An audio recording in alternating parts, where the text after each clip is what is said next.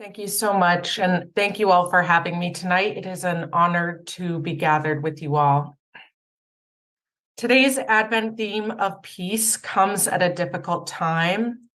It's a time when we cannot escape images of death and destruction, where everyday conversations with family, friends, and colleagues can turn to heated exchanges on truth, security, rights, and wrongs. To me, the concept of peace seems ever more real and more fervent than ever. It is not merely the promise of a baby born in a manger, but a hurried, frantic call that I often feel throughout my body, a physical, visceral reaction that I feel in my head and my stomach and my heart.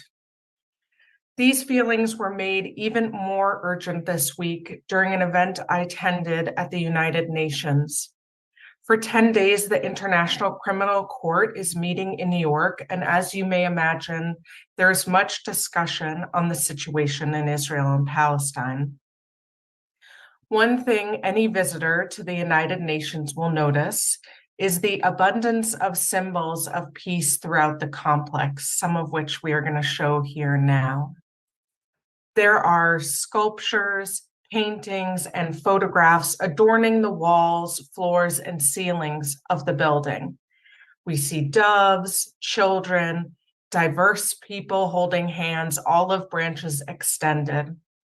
Almost every meeting room has some sort of symbol to remind those within its walls of their duty, that what they say and what they decide will impact the lives of those around the world, many of whom they will never know.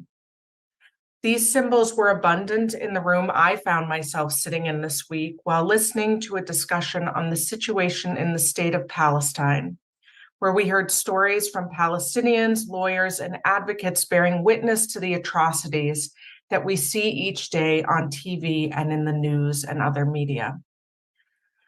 But in their words and stories, I did not hear a call for peace, but a cry for justice.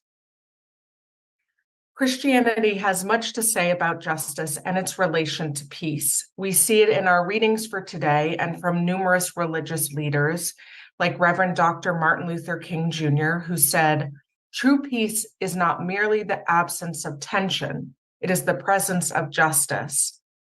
We also have the words of Salvadoran Archbishop Oscar Romero, who wrote, "Peace is the product of justice and love."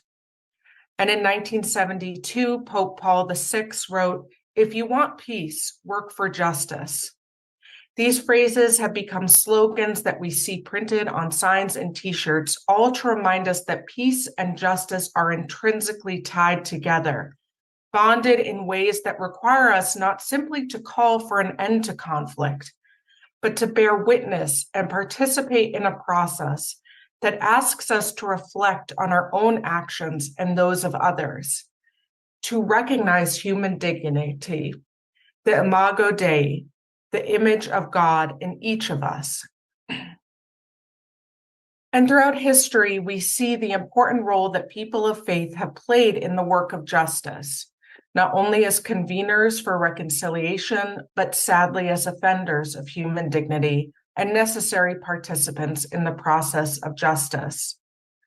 In 1996, Archbishop Desmond Tutu, alongside Nelson Mandela, orchestrated the South African Truth and Reconciliation Commission, a process not only to investigate human rights violations committed by the apartheid state, but to restore the dignity of victims and formulate proposals to assist with rehabilitation.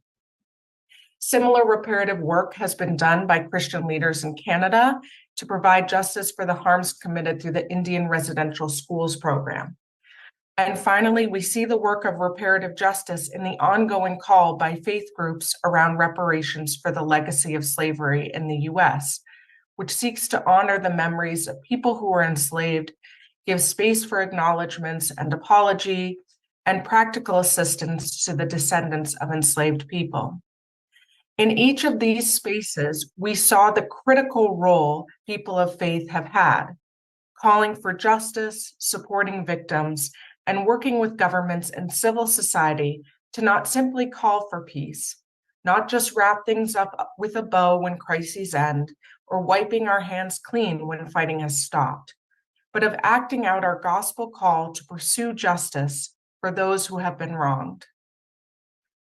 As I sat in the halls of the United Nations, watched over by the monuments to peace, the words of my Palestinian partners fell on me, a reminder that these doves and olive branches are not the end, but the beginning of a much longer and difficult process, yet one that is critical for the survival of humanity.